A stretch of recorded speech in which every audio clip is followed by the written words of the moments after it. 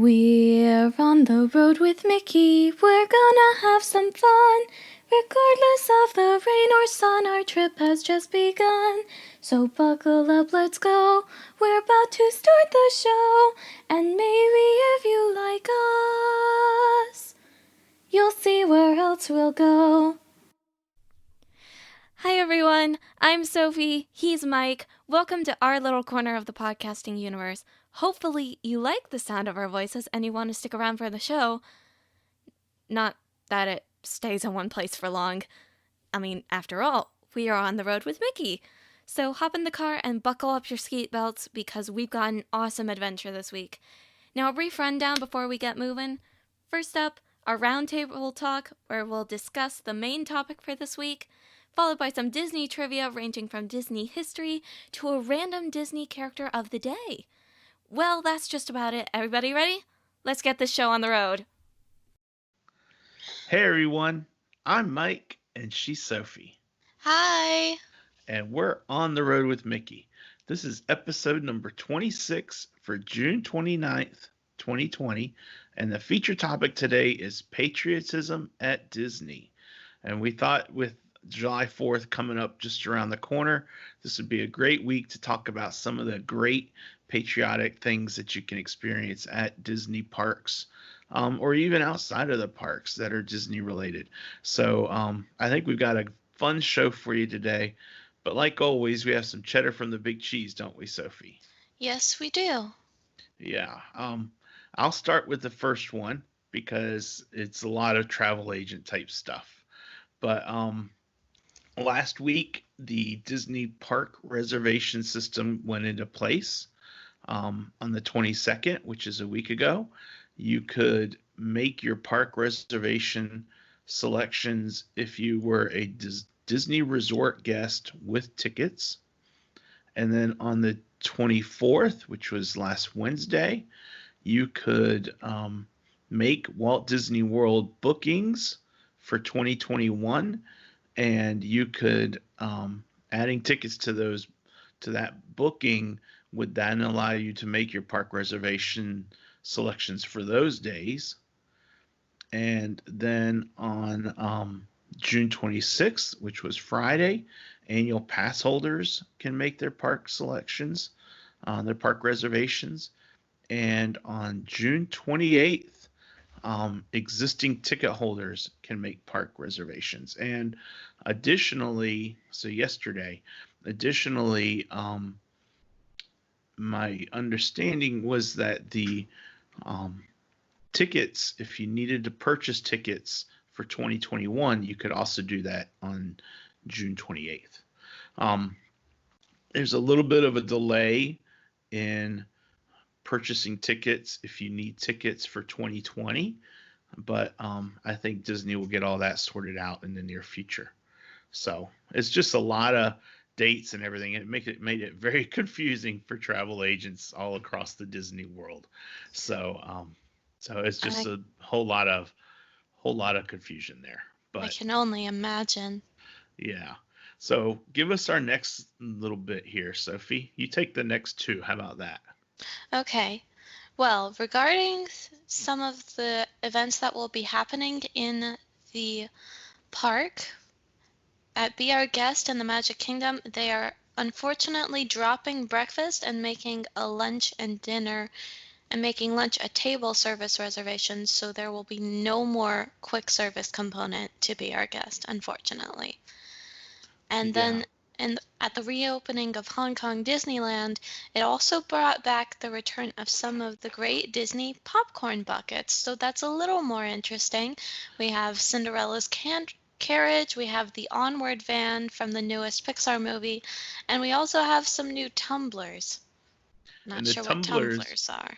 Well, the tumblers are glasses, but but they're shaped like balls with Mickey ears on them, and they have straws you drink out of. And to me, they just looked really cool. I didn't grab a picture for it, but to me, they just looked really, really cool. So that's what tumblers are, Sophie. And then the last bit of news is huge news out of Disneyland, and it's not good news, um, but it is what it is. And um, Disneyland announced that the state of California is not issuing park reopening guidelines until after July 4th. So, and we don't know exactly when after July 4th. So, Disneyland has announced that it needs to delay its reopening.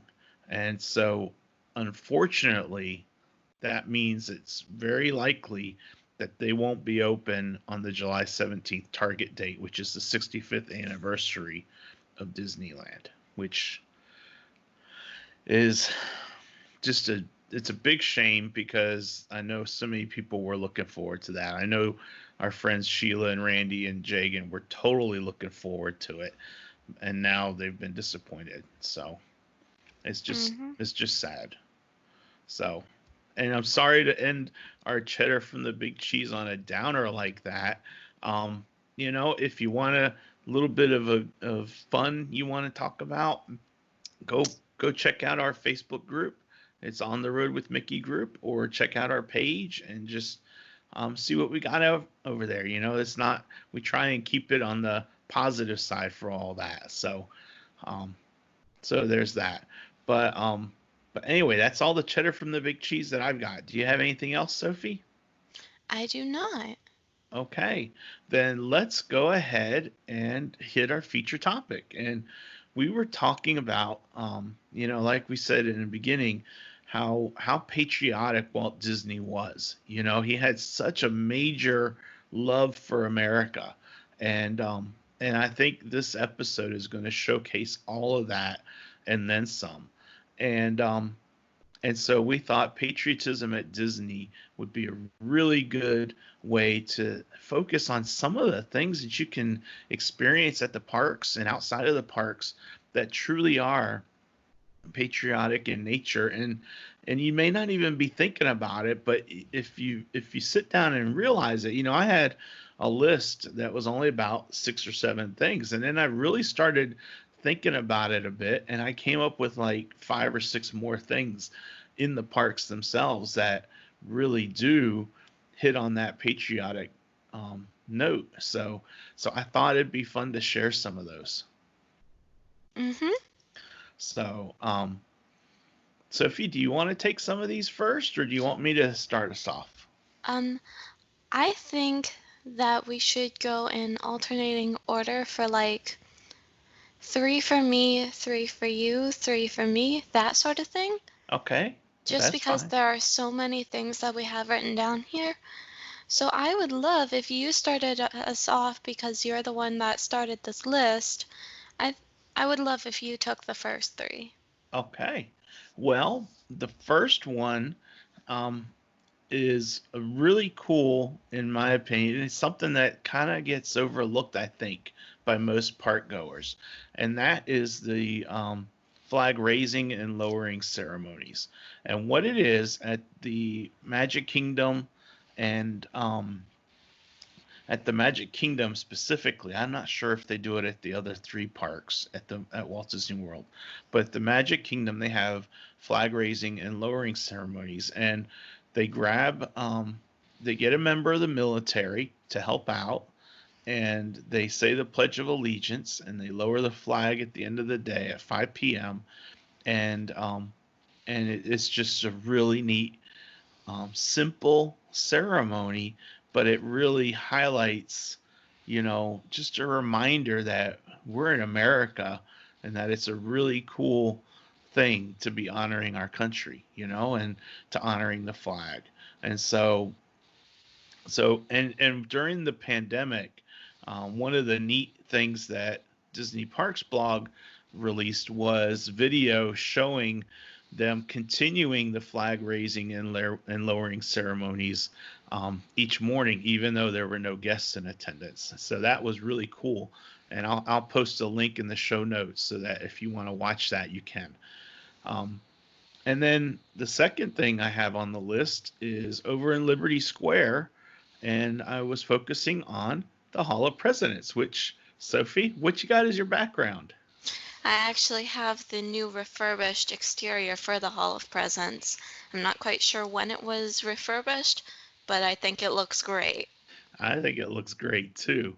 And in addition to the actual attraction, the Hall of Presidents, Sophie and I were thinking that Liberty Square itself is a great representation of America because it talks about um, it talks about America during the Revolutionary War days, and how it's themed, and it's like you're being immersed right in the Revolutionary War effort, So it's kind of cool.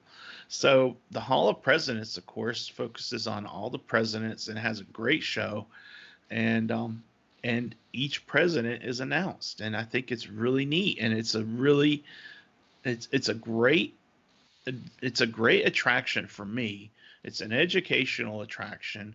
It's also on a very hot day a great air conditioned relaxation point, but it's also a great reminder of the history of this country. So it's really cool in Yes. that regard.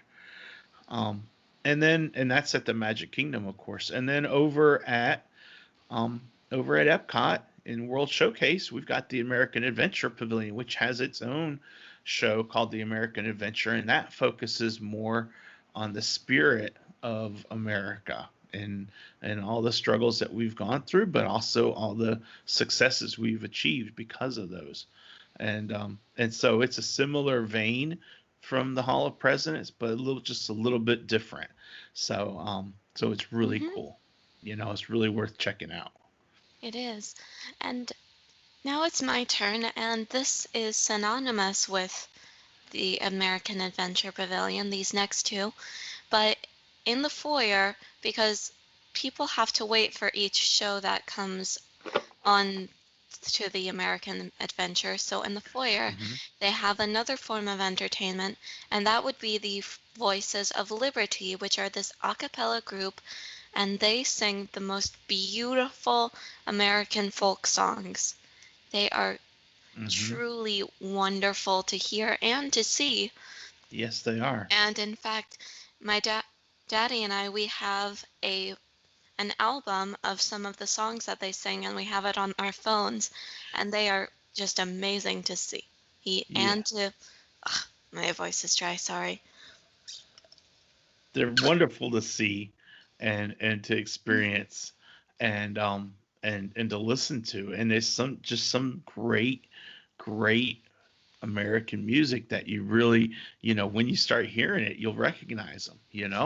Yeah. Even if And you then haven't heard them in forever. mhm, So, they have a very specific feel to their voices. yeah. And then next door to the American Adventure, this is a restaurant that we haven't tried yet because it's so new, and I don't think it opened for long before the parks closed, and that would be Sam Eagle and the Regal Eagle Restaurant. It's a quick service restaurant, so that's good, and it focuses on traditional American food, cuisine, if you want to get Yeah. like. And the thing about Sam Eagle is that he was a Muppet, and I think the entire point of his character is that he was supposed to be that typical American patriot, but he's also so lovable that he couldn't be anything close to typical. Exactly. And he is basically an eagle that loves America. So Hmm. so it's perfect that he is focusing on the Regal Eagle as the showcase of all food, but mostly American, or something like that. It's something that's like that for the tagline. Okay, you're So, right. You're right. but it's really cool. It's really Hmm. cool. And then after that, this goes back over to the Magic Kingdom, and I think this is the most like explicit, evident ode to America in the Disney parks, and that would be Main Street USA. It's at it's in California, it's at Florida, and heck, I think the other parks that are outside might have something similar to it. I'm not quite sure if they do or not. but it's just that golden age American town. And Mm-hmm. because you see everywhere you go, you see these red, white, and blue banners hanging from the windows, and the name is literally written into it. And it's just great to see. There are so many fun shops. And look at Daddy's background. That is a parade that happened in Main Street, USA. And even the Family Fun Day parade, it has the red, white, and blue theme to it. So you know that it is an American town and it's meant to symbolize like the best parts of America. Yes, it is, and it's a shame that the Family Fun Day parade is no longer um, a parade that is offered at Disney. But it was great when we were able to see it, um, and like Sophie was saying, Main Street USA is just that is a look back in time at the American landscape for small town USA. You know, every small town had a Main Street, and and you could go do your shopping, you could go get entertainment, you could go grab a bite to eat, and just on and on and on. And that's the whole point of Main Street USA, was to focus on that nostalgia of having a look at some really cool things that were related to small town America. And I think you're right, Sophie. The other parks outside of the country do have a version of Main Street. Of course, they don't call it Main Street USA, but they have something similar. And I'm not certain exactly what they are either, because we haven't been to those. But um, but anyway, they do have something similar. And now, next on our list, and these are things that, you might think of them a little bit as a stretch if you think about it, and that's why I think I missed some of these at first. But but you know what? If you give it just a little bit of thought, you can pick up on the spirit of America and the patriotic tone in these attractions and moments and places. And one of them is over in Tomorrowland, and it's simply the Carousel of Progress. And I don't really think of that as a patriotic attraction, but there is the scene where they're getting ready for the Fourth of July parade, right, Sophie? Mhm. You're And right. so it's like And all of a it's sudden great. it hits you that it's patriotic, and not only that, it's similar to Main Street in that it's looking through, it's looking back in time to those time periods, and showing how America has kind of progressed. So I Mhm. think I think thinking about it, I'm kind of surprised that I didn't think about it at first. That I had to really rack it a little bit and then figure out, wait a minute, that absolutely fits into our topic for today. Mhm. So, and then taking a hop across the country, we've got over at Main Street USA in Disneyland. We've got great moments with Mr. Lincoln, and that has been there nearly as long as the park itself has been there. I think, let's see here, when we were there for, it was 2015, was the 60th anniversary.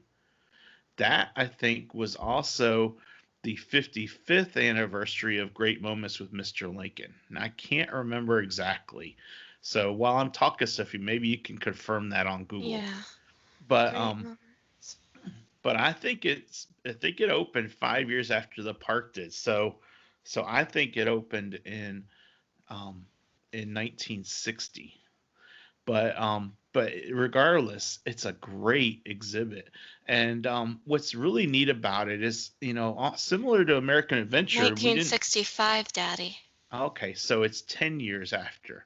Mhm. Okay, so it is coming up on its 50th, 55th anniversary right Mhm. now, right? Yeah. Right. Okay.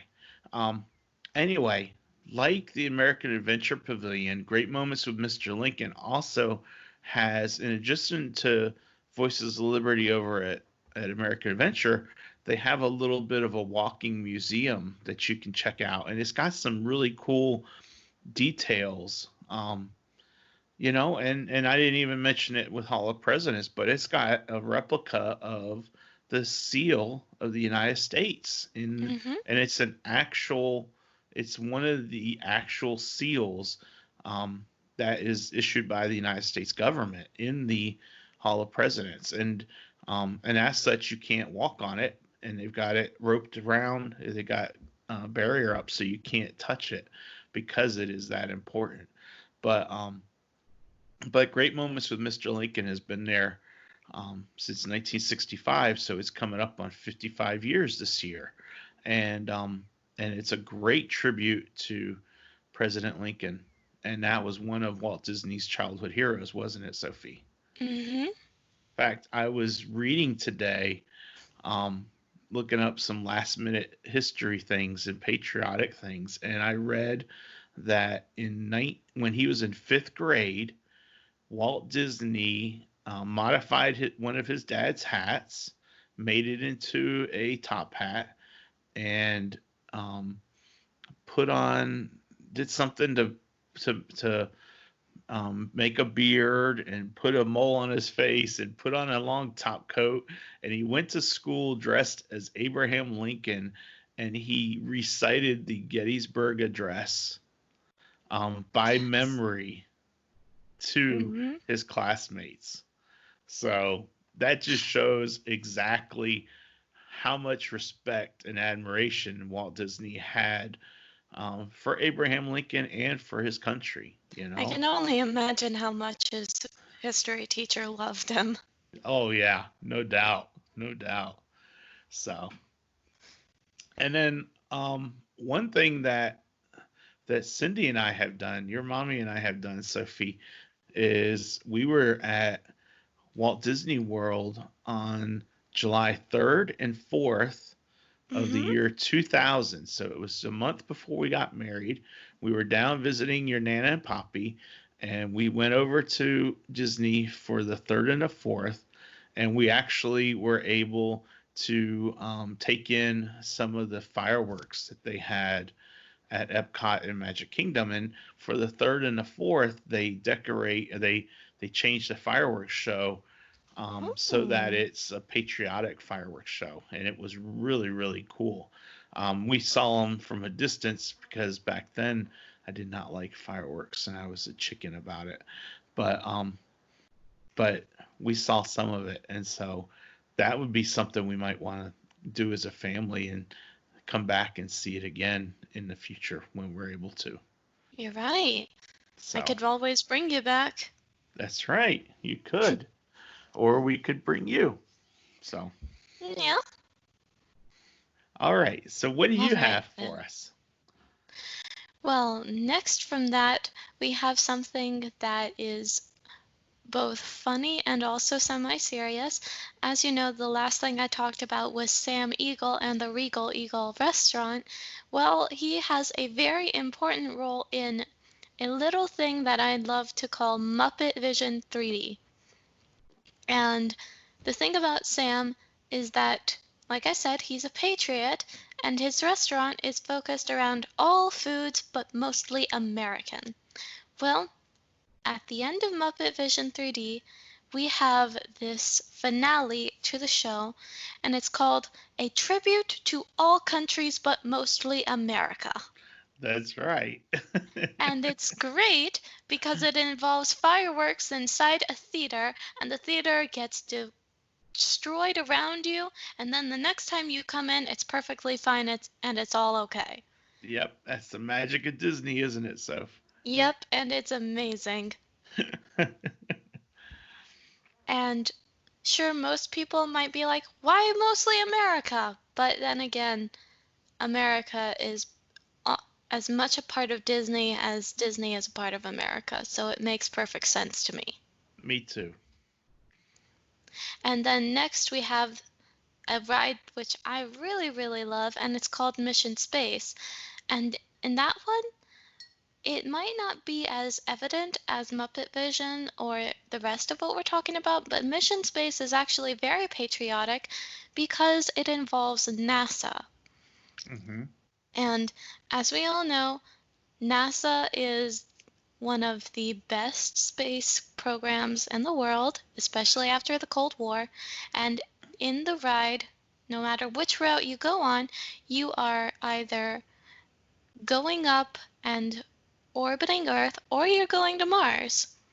Yep. And both times it's NASA who sends you up in the space thing, and you are basically working as an astronaut for NASA, which is why it is so patriotic. And it's why I love it so much, because I like space. And then next we have this thing called the Liberty Square Riverboat, which everything about Liberty Square is patriotic because it's literally the way that Liberty Square was set up. But the riverboat is special because it's called the Mark Twain Riverboat. Well, the Mark Twain riverboat is at Disneyland, I think, Oh, right. but This is the equivalent of that. at Walt Disney World, yeah. Yeah, and it's a steamboat, which is one of the staple ways that people used to travel back in ye olden times of America. Mm-hmm. Especially on the Mississippi River, they would take a paddle Mm-hmm. boat, you know. Yep. And it just reminds me of New Orleans too. Mm-hmm. Because of the Princess and the Frog and the Mm-hmm. scenes on the paddle boat. Yep.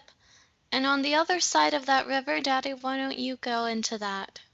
Well, there is Tom Sawyer Island, which there's the equivalent. There's also an equivalent over at Disneyland, and it's slightly different name, but basically Tom Sawyer Island, you take a raft over and you cross the rivers of America, and it's its own island in the middle of the rivers of America, and it's just a great way to explore different things and to check out some neat scenery and get some different sights and scenes of the park, you know? So Mm-hmm. it's just a lot of fun. They have a barrel bridge. They have they have a cave that you can navigate through. They They've got a have many, many fort. They caves. have a lot of different stuff that you can check out, and it's just you know, one of the things that we look at when we're traveling and we're going to Disney, especially if it's a really busy time, one of the things that we like to do is to look at some of the roads less traveled, you know, the things that people overlook a bit. And Tom Sawyer Island and the Liberty Square Riverboat and things like that sometimes fit that bill as being something that they just you don't think about very much. And and so that gives you a way to experience and step away from the bustle a bit, because you can just be relaxing, you know, as you're navigating and wandering through the island. So Tom Sawyer Island to me is, you know, very much a part of our look at patriotism, as far as at least as far as it goes with regards to looking at the Mm-hmm. nostalgia of America.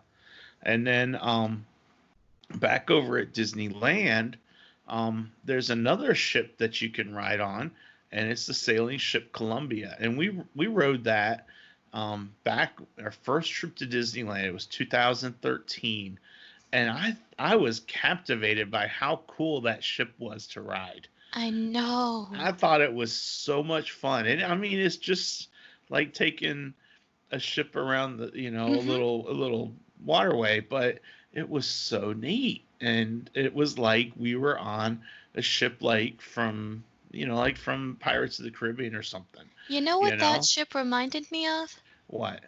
It reminded me of a ship that you would find in Boston Harbor. Yeah, the what is it? The Constitution, the USS Constitution. Yeah, that's the Hmm. one. We saw it when we went up to Boston, and it's still Yep, there, I think. it is still there.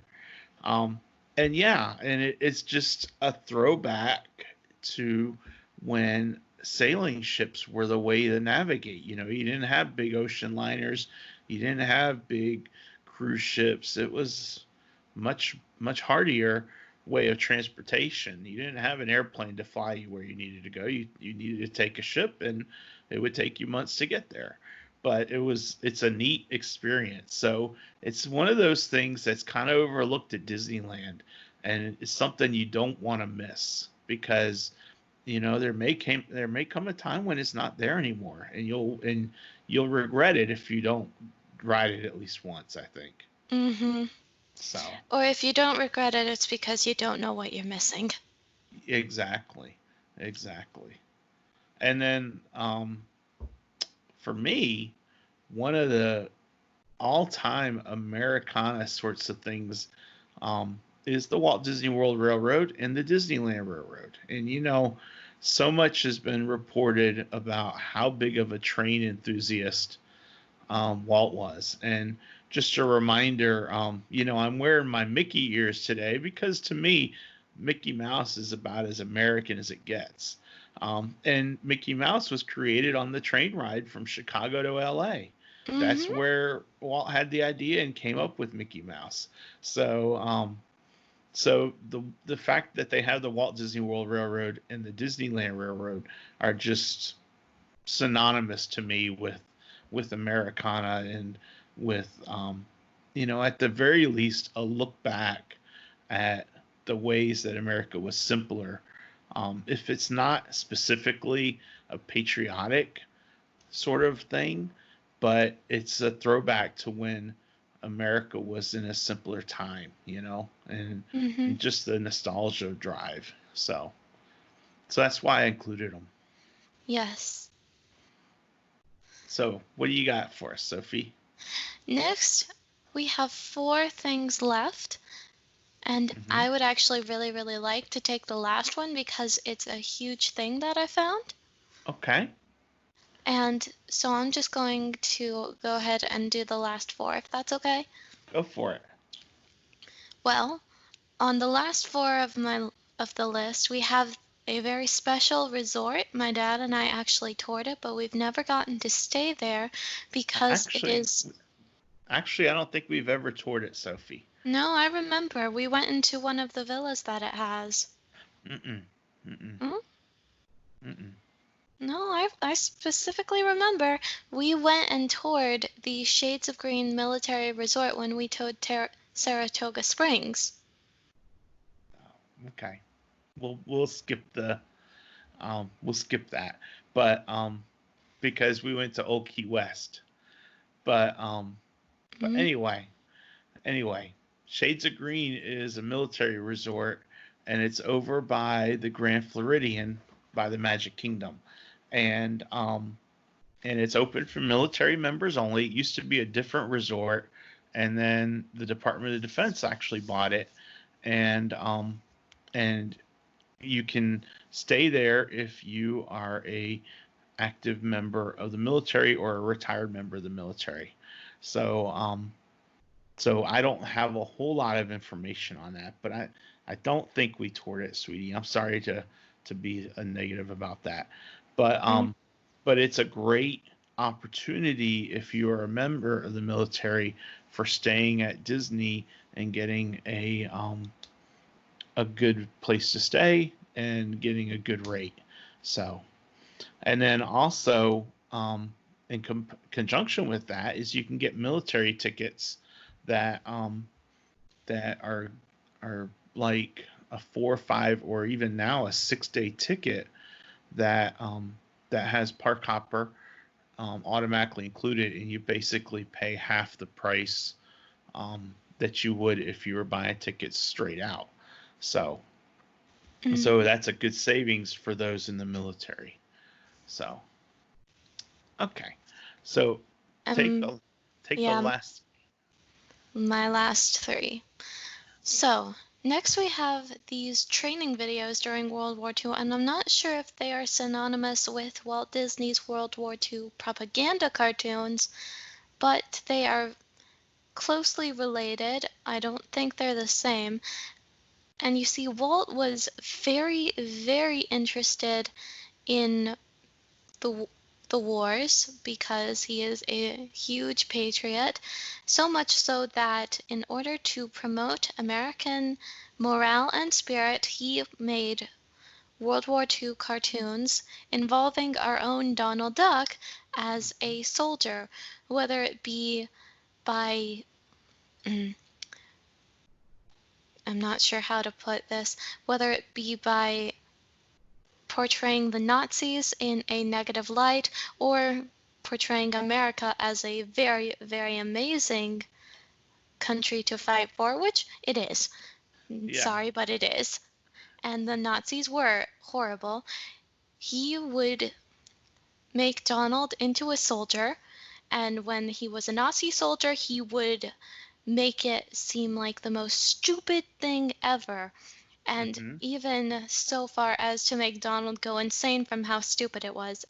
And when he was an American soldier, he would make Donald very sure he would throw in humor here and there, but he would also make sure that people knew it is good to be an American soldier. It is very, very good.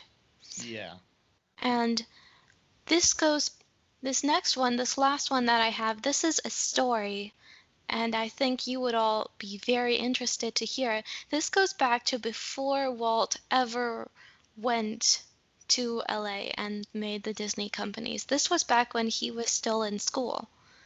So, Walt was, to paint the set, Walt was 16 at the time. He was still in high school, and his brother Roy had gone and joined the Navy, and he wanted to be part of the military as well. So he found this group called the American Ambulance Corps, which was part of the Red Cross, and they were for younger recruits, but the minimum age you had to be in order to join was 17. So what Walt did was he ended up falsifying his age to make it seem like he was a year older, and the Yep. corpse accepted him, not knowing that he was only 16. And then there was a time when he needed to go to France. But that required a parent's permission to sign the passport. His dad would not have any of it, but his mom said, and I quote, "I would rather you go off and know where you were.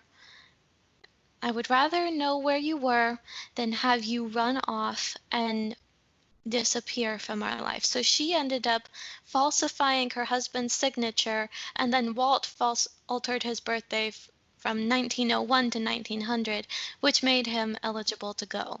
Exactly. Exactly. Hmm. And so this would have been during World War One, correct, Sophie? Yes, this would have been World War One because this was in 1917. Yep. So he Yes. was patriotic from the get-go, Oh, yes, and he definitely so. loved his country. And, Hmm. and one of the things that I saw, and I saw that story, but I didn't mark it. But one of the things I saw with regards to the training videos was that he someone asked him why he was doing it or something like that, and because he did all that stuff at cost, so he made no profit from it. Um, and Hmm. someone asked, "Why are you doing that?" And he was like, "I need to. These kids." And so, of course, this is World War II. He's like, "These kids grew up on Mickey Mouse, so I need to do this for them, and Yeah. that's really what it came down to. And I read something about how during a normal calendar year they were doing, I think, 3,000 yards of film a year, but Hmm. during the war effort they were doing like 300,000 yards of film in a year. So Wow. it was like, what is that, 100 times more than in a Hmm. normal year. And they were having to do it short staffed because so much of his crew had been drafted into the war, so much of the Hmm. employees. So it was a crazy time for sure. And it was a very patriotic time to be able to give back to the country. And he was able to show that the videos they were making were very much a part of being part of the war effort, even though you're at home. So it was Hmm. really, really cool to see that spirit, come out and shine. Um, Yes, so definitely. so that I think is a pretty darn good compilation of things that you can see inside and outside of the Disney parks that relate to the patriotism of Disney. What do you think, Hmm. Sophie? Is there anything else that we've missed? No, I do not think so. Okay. Well, it is time for this day in Disney history. So, Sophie, are you ready for us? Yes, I do, and I have two things. Okay. What do you got for us for June 29th? The first is in 1981, Okay. where a very special club at Walt Disney's Contemporary Resort has a very special event. And that event is the Broadway at the Top show. And it's a lively show highlighting the spectacular best of Broadway's past 30 years. It is a fast paced nightclub review of musicals from the days of Cole Porter to Chorus Line and Evita. Nice. Hmm. And now, And that today, was June 29th, 1981. yes, Okay. and now a special bit of trivia about it. Well, not really trivia. Today, the spot is occupied by the California Grill, and since Oh, 1995, okay. there is a Top of the World lounge now located next door on top of the Bay Lake Tower Hmm. Resort. And we've been there, Sophie, haven't we? We have? Yeah, we went up. Um, we didn't obviously you were just a little kid, so we didn't go to the lounge and have drinks or anything. But we went up to the top because with our DVC stay at Bay Lake Tower, we were able to get to the top, and we actually went out onto the rooftop lounge and were able to look over to the Magic Kingdom. Oh, So wow. we didn't spend a whole lot of time there, but we did that when we went with Uncle Otis and Aunt Nancy and Anna Jane and Grandma Sherry on that trip. Oh, That's when we did that. And I've got a picture somewhere of you and Anna Jane sitting on a park bench on the top there. yep. And one more thing regarding the contemporary, and this one is very special to me since we're talking about patriotism. Uh-huh. This is as recent as 2002, where Mickey's Star Spangled Pin event takes place at Walt Disney World's Contemporary Resort. And I don't know quite if this is one of the pins that was used. Oh, that's a cool looking pin. Yeah, and of course, all my photos are sadly gone backwards. So the Hall of Oh, Presidents it one, looks the good. word is, but yeah, this is I think one of the Star Spangled Pins that they sold at the Contemporary Resort, and it met the market at 2002. Nice. That's a great looking pin. And Mm-hmm. just for the record, Sophie, Mm-hmm. um, your photos as I see them are switched the right way. So you only see them backwards. Oh, I So wonder why that is. I have Mm. no idea. It's beyond my technology brain. So, all right. So is that all you got for us for this day in Disney history? That is all I have. All right. Then it's time for our Disney Who's Who character. And today I am going to an island. Mm. And this character um, lives on this island. And that's all I'm going to give you for a hint. Do you think you know who it might be? I'm gonna say that it is Lilo. Yes, it is actually Stitch is who my character is, but the Oh, movie is Lilo and Stitch. I was So, thinking that because patriotism. yeah. But, them living or them being on Hawaii. Mm-hmm. So, I chose Stitch because there's more did you know for Stitch than there is for Lilo. Ah. But Stitch is the only creature of his kind in existence. He is the result of an illegal genetic experiment by the mad scientist Jumba Jukiba, who simply refers to his creation as Experiment 626. Although Stitch appears harmless, his very existence is an abomination to all that's decent in the galaxy. Jumba engineered Stitch as the ultimate fighting machine, abnormally strong, virtually indestructible, and smarter than a supercomputer. Stitch cannot control his pre-programmed urge to destroy until he finds the one thing he has never known before, a family. Stitch is capable of speaking only a few words. Still, his big black eyes and droopy ears are very expressive and allow him to convey his feelings. He risks everything to show Nani that not only can he speak, but he loves Lilo and will risk his life for her. Mm-hmm. So, Sophie. Yeah? Did you know that Stitch's body is incredibly dense, making it impossible for him to swim or float? Yes, I did. Okay. Do you know what his favorite book is? The Ugly Duckling. Yes, that's right. And did you know that Stitch was not originally supposed to talk? That I did not know.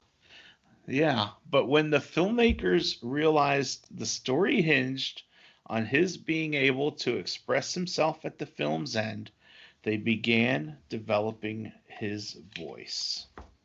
And did you know one other thing? What's that? It's not canon to the movie, but it is canon to the TV series that they made about Lilo and Stitch. Uh-huh. Not only does Stitch have 625 older cousins, but he has an uncountable amount of younger cousins as well. Oh, like an infinite number? Mm-hmm. Wow. We don't know how many there are, but there are tons. Yeah. So as far as we're concerned, it's an infinite or an infinite number, but it could be finite, but we don't know. Yep. Okay. No, I did not know any of that, Sophie. You know about all these things more than I do. Yep. All right. So that takes us to our last bit, which is our Walt Disney quote. And obviously, since our topic today was patriotism at Disney, I went on that angle when I looked up this quote. And of course, as always, we're reading from the Quotable Walt Disney, which was compiled by Dave Smith, the archivist. And Walt Disney was quoted, and I quote, "Recently, I was invited to see a show on America. And as I sat there watching and listening, I felt both proud and thrilled. Thrilled with the voices, thrilled with the sounds, proud of the group of 100 talented young Americans singing about their country. The songs that made me proud of being an American." End quote. And that's what it's all about, being proud to be an American.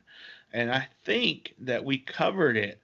And I hope that our listeners get as much enjoyment and realization about what it is to be an American and thinking about all the different patriotic things they can experience at Disney parks from listening to the show today. So next week, we are going to take a look at the weather at Disney and how to handle the weather at Disney, whether it be extreme heat, pouring rain, whatever. We're gonna try and tackle that topic next week. So that wraps us up. Yep, that's it. All right. So that's let me it for today. Yeah. So let me just say that On the Road with Mickey is sponsored by Tech Solutions North Carolina and Pixie Vacations by Mike Ellis. If you need any computing help, reach out to Tech Solutions NC. You can find them on the internet at techsolutionsnc.com or on Facebook. Or if you want to look at travel and planning a Disney trip or a vacation to anywhere, reach out to Mike. I'm at Mike at pixievacations.com or at Pixie Vacations by Mike Ellis on Facebook. thanks everyone for joining us, and thank you, Sophie, for co-hosting with me. Of And course. we'll see you on the road, won't we, Sophie? Yes, we will. See you on the road. All right. Bye. Bye.